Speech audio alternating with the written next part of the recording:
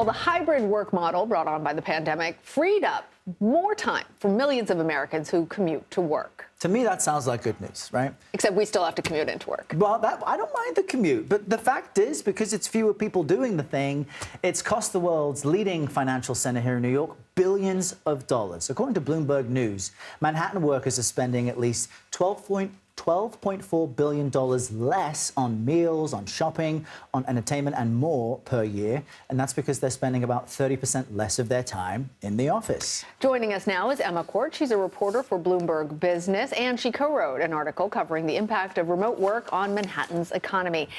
Emma, your reporting found that the average worker is spending far less money in New York City and Manhattan in particular than in other large cities. We both love New York City. We see these boarded up storefronts, and it breaks our heart. Tell us, why is New York in particular being so hard hit? Yeah, I mean, first of all, thank you so much for having me on. I think we were really interested in doing a story like this because we saw some of the changes that were happening in New York City, and we were interested in sort of further diving into what are the economic ramifications of these changes. You know, New York's infrastructure is so designed around Manhattan, right? It's a Manhattan-centric economy. And now you have workers no longer commuting into Manhattan at the same level of frequency. And one of the key factors of sort of why New York has been so affected is that New York has one of the higher work-from-home rates of, other major U.S. cities. It ranks about fifth at of a survey that was done by the WFH research group. It has about 30% of work from home, more work from home days than pre-pandemic.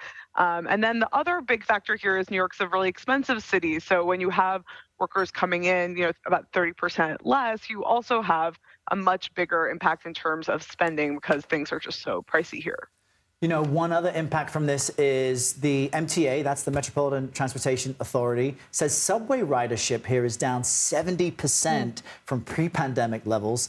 I love it because I can sit on the train and it's not too crowded. But talk to us about why this big number is actually a problem for the city coffers and for working class New Yorkers. Well, the benefit to your commute is the MTA's financial pain right now. So the MTA relies on fare revenues. It's projecting, billion-dollar budget deficits over the next couple of years and has to figure out how to fill them. So they've talked about different kinds of solutions. They're already actually planning service cuts on Mondays and Fridays because so many people are working from home on Mondays and Fridays and not commuting in. And they're also saying that they might have to increase fares. They may have to do other, take other measures as well. So these are changes that could affect a lot of New Yorkers. There are many people who are privileged to have the flexibility to work from home. There are also many people who have to, like you guys, come in every single day to work.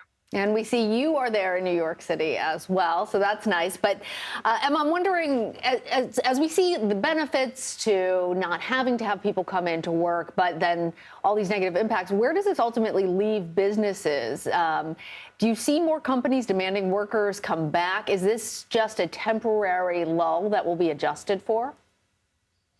Yeah, well, to your point about me being in the office, in our analysis, we looked at days of the week and we found that most workers who are coming in on Tuesday, Wednesday, and Thursday. So you do see this big drop off on Mondays as well as especially on Fridays. But in terms of sort of return to office policies, we haven't really seen a big shift recently. There was this sort of back to work push around the sort of Labor Day period in September.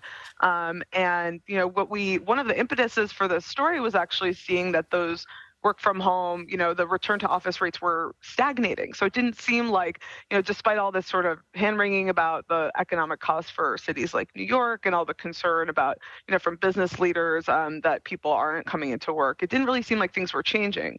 So we thought, let's look at this kind of status quo that seems to be sort of with us that isn't changing, and let's figure out what that means for cities, which will really have to find some ways of getting through some of these economic costs in, a long-term way. Yeah, some cities even considering turning empty office buildings into housing so that they can be used for something. Our world really has shifted, but Emma Court will be with myself and Lana in the office each day to watch it all. Thanks for joining us. We appreciate your time. Thank you.